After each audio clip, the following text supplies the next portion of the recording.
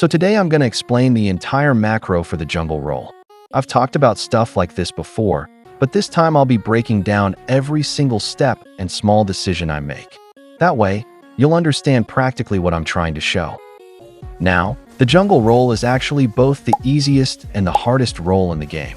Easiest, because you can control the whole map and decide the tempo, but also hardest, because one wrong move can ruin your team's rhythm and you have a lot of responsibility being a core of a team. Alright, let's dive straight into the gameplay. So in this first match, the enemies tried to invade me early on, but luckily, only their tank came to mess with my first buff, so I managed to take advantage of that. Sometimes enemies actually make the right call, but they end up doing small mistakes without even realizing, like invading alone, or even when they invade together, my teammates might be there to punish them. But let's say the opposite happens. The enemies come together, and your teammates don't help you. In that case, don't risk your life for just one buff. Simply rotate to your other buff instead and stay safe. It's always better to lose a buff than to die and lose the whole jungle control. So here, Khufra suddenly jumped on me, and I honestly didn't expect his damage to be that high, so I backed off right away. Luckily, I was using Hayabusa, so I managed to dash out and still secure the buff. But if it was a hero like Alucard with just 1 HP left, I'd rather recall and farm the smaller creeps instead. It's always smarter to play safe and reach level for than to die trying to contest a single buff. Now watch this. Uranus jumped into our territory and all 4 of us were there. Our combined damage was more than enough to kill him since Uranus is pretty squishy early on. But instead of focusing on him, I decided to go for Roger instead. Because he's the enemy jungler, and taking him down is 100 times more valuable than killing Uranus. The turtle was already up, and killing the enemy jungler before any objective fight is literally one of the best plays you can make. Here, I was just trying to secure the buff and escape, but my second skill wasn't ready. I knew that Khufra and Uranus had enough damage to kill a squishy hero like me, so I used my ultimate just to survive. I didn't expect my tank to use his ult at the same time, so it ended up being a bit of a miscommunication between us. And I used my first skill while running since my first skill slows down the enemies so that my tank can escape from them. Still, even if it wasn't the best play, it was purely a survival move, just doing whatever I could to stay alive in that moment. Alright, I'm gonna say this again, even it's really basic. As a jungler, you have to farm no matter what. Take everything you see on the map that's near you, and don't hesitate to grab it.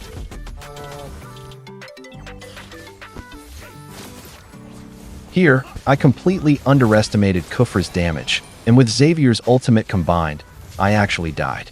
A lot of us tend to underestimate tank damage, but in the early game, even tanks can hit as hard as you, and they're actually pretty squishy too.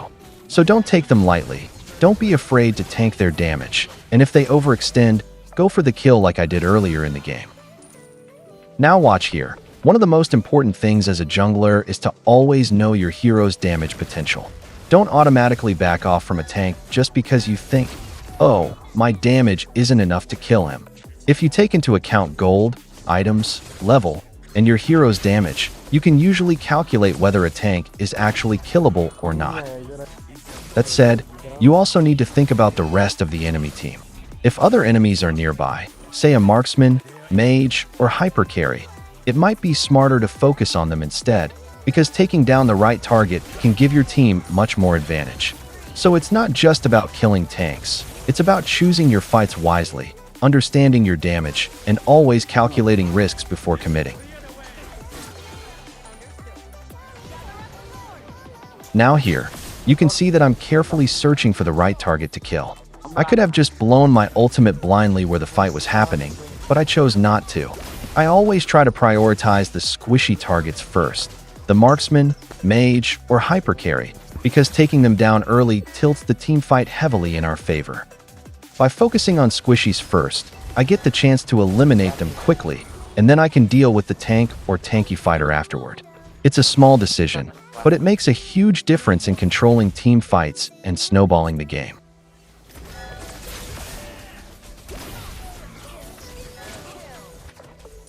Because I've been farming so much, my damage has reached the next level. Now I can instantly take down someone if they're solo or even in a duo. Farming a lot doesn't just increase your damage, it also helps you survive. Think about it. The more you farm, the stronger you become, and the less impact the enemy's damage has on you. On the other hand, if you farm less, enemies will hit much harder and you'll struggle in fights. That's why farming has huge advantages. And remember, farming isn't just about taking buffs. It's about everything. Killing minions, taking down turrets, securing objectives like Turtle or Lord, and even getting assists. All of that gives you gold and experience. Basically, everything you see and do on the map counts as farming, so never waste your time in-game. Just sitting around waiting to gank enemies isn't profitable if you don't combine it with farming. Your efficiency drops and you fall behind. Before we continue, please make sure to like and subscribe, guys.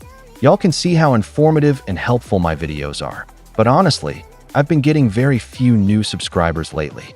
I'm aiming to reach 10K subscribers by December, and your support means everything. So anyway, let's get back to the video. Now, some of you might be thinking, he keeps saying the same things over and over in most of his videos. So I'm going to keep it till this much, and you can watch my other videos about jungle for more. So now, I'm about to tell you exactly what type of jungler to pick in each draft, what the role of each jungler type is, and how to make your decisions based on the enemy's picks. By the end of this, you'll have a clear understanding of which jungler works best in every situation and how to play them effectively.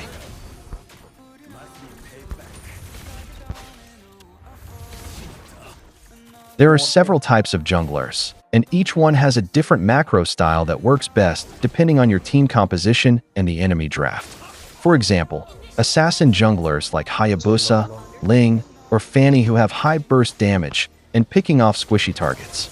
So you have to pick them when your team has good follow-up or crowd control, and if your team has two tanky frontline like tank and fighter with tank builds. Whereas, the enemy draft should be vulnerable with squishy HP that can be punished early to mid-game.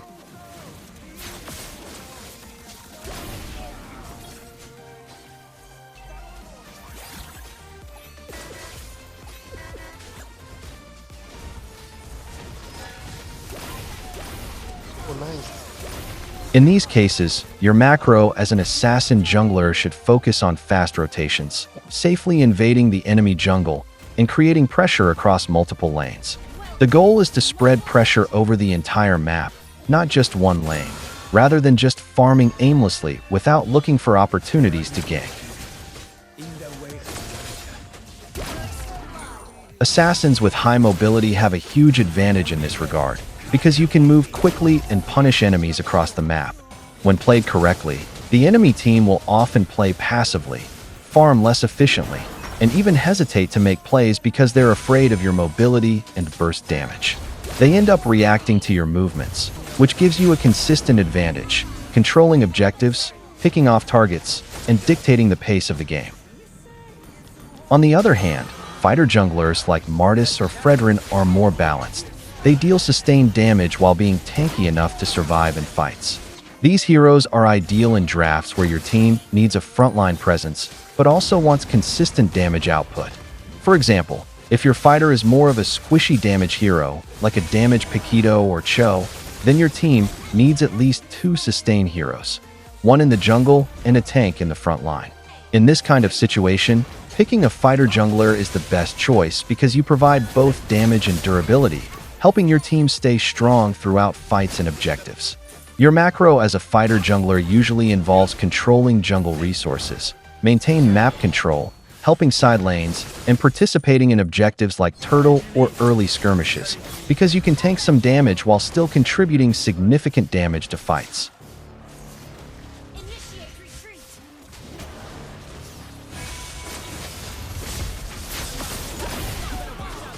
Then we have tank junglers, like Akai or Barats, whose main role is to set up fights and protect your carries, rather than going for big burst damage.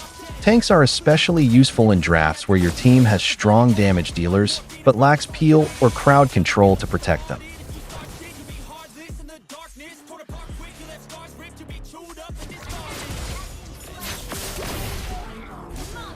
The same draft principles apply in tank hypers as well. For example, if your fighter is squishy, like a damage Paquito or another damage-oriented fighter, you need to consider your picks carefully. You might wonder why you wouldn't just go for a sustained fighter instead of a damage one. The reason is draft-specific. Like sometimes the enemy will pick true damage heroes, like Carry or Lunox, while you pick tank and tank jungle. In that case, your chances of killing them with just tanks are basically doomed, because they will melt your tanks instantly. That's why you need heroes who can burst down those enemies quickly, like Paquito or Cho, using their mobility and flicker to catch and kill key targets.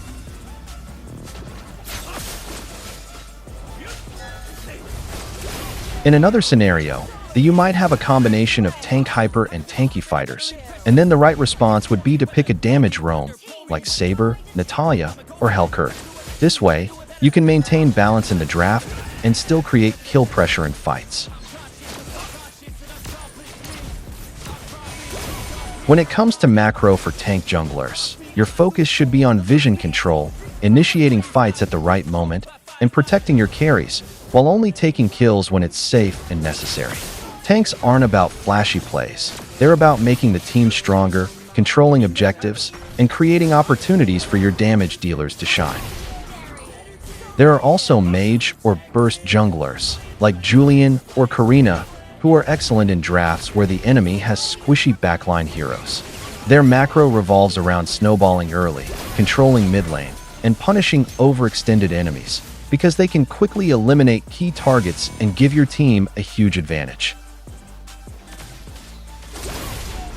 Lastly, some marksmen or hybrid junglers can also work like YSS, but they generally need careful timing and farm management to reach their power spikes. They're better in drafts where your team can protect you early while you scale. Team compositions like tanky fighters and good damage-soaking tank like Hylos, and also fighter gold like Ruby and CC. Yes guys, fighter gold is valid in this meta. So in that situation, you don't have a proper marksman, so at that time heroes like YSS is the best pick.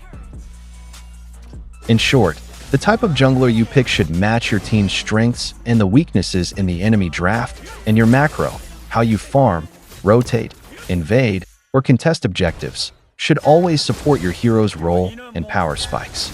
Understanding this is what separates a good jungler from a great one.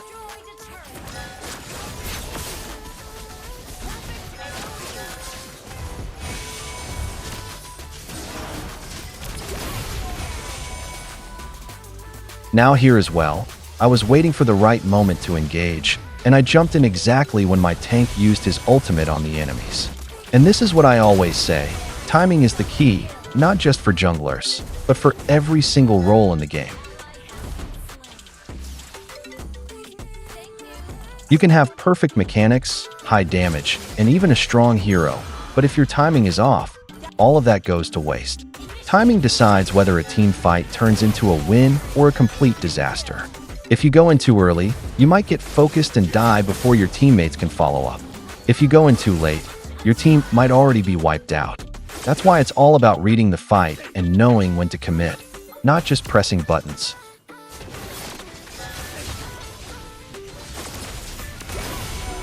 For junglers, timing matters in every single move you make, from when you start your buff, when you invade, when you gank, and especially when you secure objectives like Turtle or Lord. You can't just rush in blindly. You need to understand when the enemies are distracted, for example, when your teammates are already fighting somewhere else. At that moment, most enemies won't have time to check the map, and that's your perfect chance to rotate to the back line and take down their squishy heroes before they even notice you coming. Timing also decides when to commit and when to retreat. You should always know whether you can finish off that one enemy and escape safely before their backup arrives. Otherwise, you'll just end up giving a free kill in return. Good timing can make your team look like a perfectly coordinated squad, even when you're playing solo queue. Because in the end, it's not just about mechanics or power, it's about knowing exactly when to move, when to fight, and when to hold back. Timing also applies to decision-making. For example, knowing when to rotate, when to farm instead of fighting, or when to retreat and reset can completely change the flow of the game. Many players lose not because they're weak, but because they make the right moves at the wrong time. Even something small, like waiting 2 more seconds before using your ultimate or holding your skill until an enemy dash is used, can turn a fight in your favor.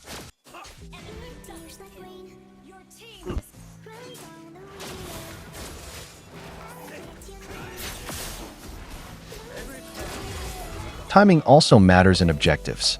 Securing Turtle or Lord is about when you go in. If you start too early, you risk getting it stolen. If you delay too long, the enemy gets time to position.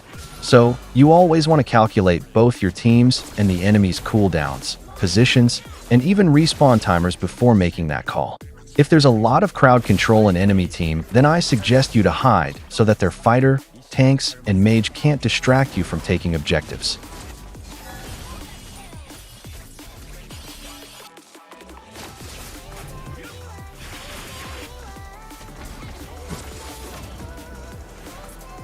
And when it comes to ganking, the best junglers don't just show up in a lane randomly.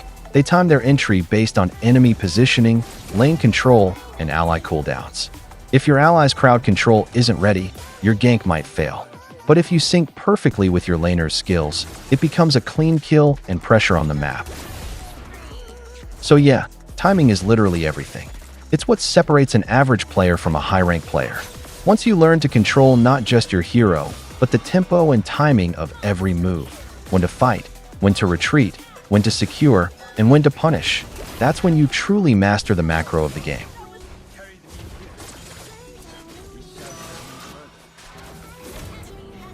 So yeah guys, that's everything for today's video. We covered literally everything about the jungle macro, from early game farming and decision making, to rotations, team fight timing, and even which type of jungler fits in which draft.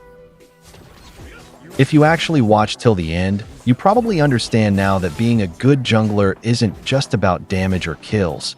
It's all about timing, awareness, and smart decisions. Because every move you make affects the whole map. Alright guys, that's it for today's video. I hope this guide helped you understand the jungle role on a deeper level. If it did, make sure to hit that like button, subscribe if you haven't already, and turn on the notification bell so you don't miss the next upload. Thanks for watching, and I'll see you all in the next one. Peace out.